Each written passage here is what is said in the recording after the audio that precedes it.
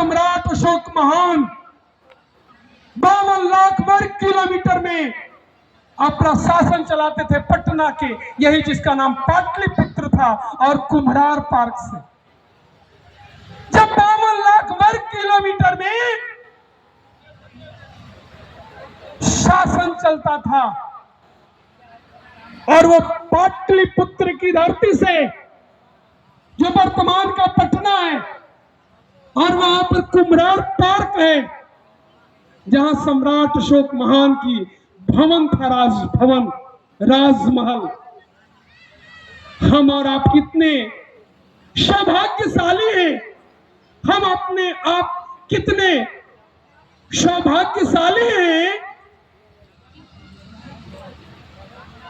कि 52 लाख वर्ग किलोमीटर पर साम्राज्य था और वो शासन बिहार की धरती से चलता था, पाटलिपुत्र की धरती से चलता था। इसके लिए जोरदार ताली होनी चाहिए। आज के डेट में वर्तमान की स्थिति, जब सम्राट अशोक महान का जब शासन चलता था, राज्य चलता था, उस समय भारत की जीडीपी 33% हुआ करता था। जिस समय सम्राट अशोक महान का शासन चलता था 2300 वर्ष पहले, उस समय भारत की जीडीपी 33% हुआ करता था, और वर्तमान का भारत का जीडीपी माइनस में चला गया था। अभी कुछ ग्रोथ हुआ है जो 7-8% पर पहुंचे हैं। यही तो है वर्तमान का भारत। सम्राट अशोक महान का जिस समय शासन चलता था, भारत की जीडीपी 33% थी, आज के 2300 साल पहले, और आज भारत की जीडीपी माइनस में था।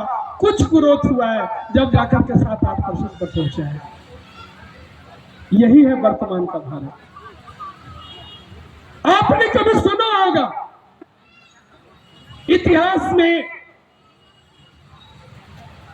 किसी शिक्षक के माध्यम से या अपने पूर्वजों के माध्यम से कि भारत को कभी सोने की चिड़िया कहा जाता था, भारत को कभी सोने की चिड़िया कहा जाता था।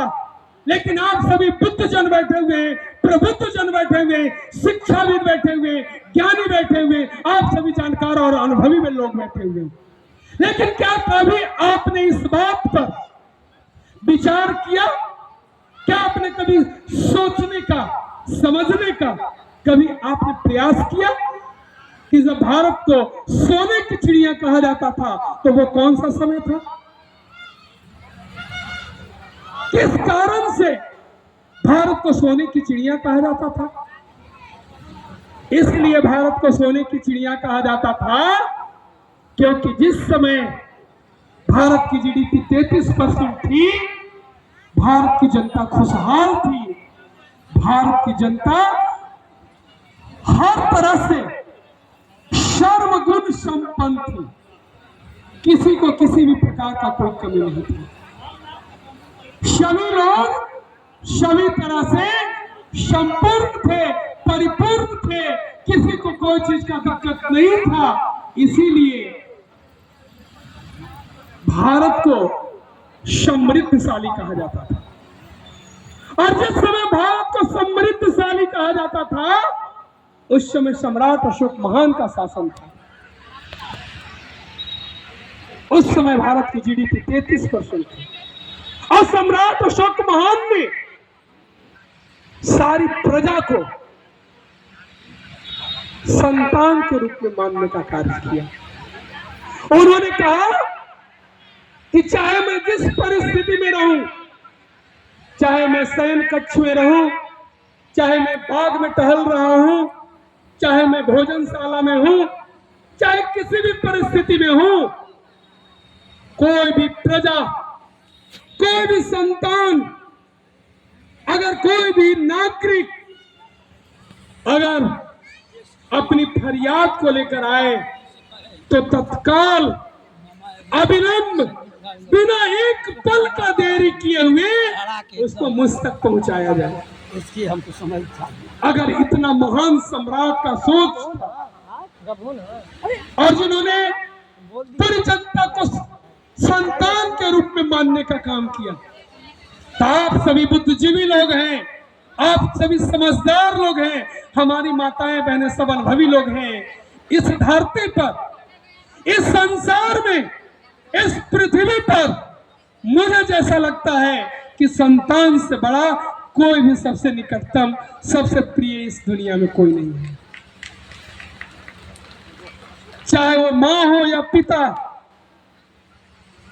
अगर हर चीज कर रहे हैं, हर चीज कर रहे हैं, चाहे आप कितने सुख सुविधा में हैं, लेकिन अगर बच्चे का रुलाई आपको सुनाई दे, तो मैं समझता हूं कि कोई मां, कोई पिता एक क्षण गवाए बगैर सारा बहुमूल्य काम को छोड़कर, जो भी इंपॉर्टेंट वर्क है उसको भी छोड़कर उस तरफ दौड़ते हैं जिस तरफ से अपने बच्चे का आवाज आता है।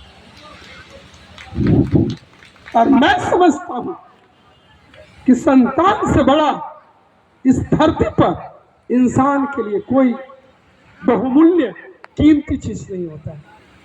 सबसे इंसान के लिए पुत्र उसका बहुमूल्य और कीमती होता है। और संतान की जब संज्ञा सम्राट अशोक महान ने दिया कि मेरी सारी प्रजा संतान है, तो मैं समझता हूं कि जिस तरह से माता पिता अपने बच्चे को खरोंच तक आने नहीं देते, अगर बीमार पड़ जाए तो अगर है जमीन तो बेच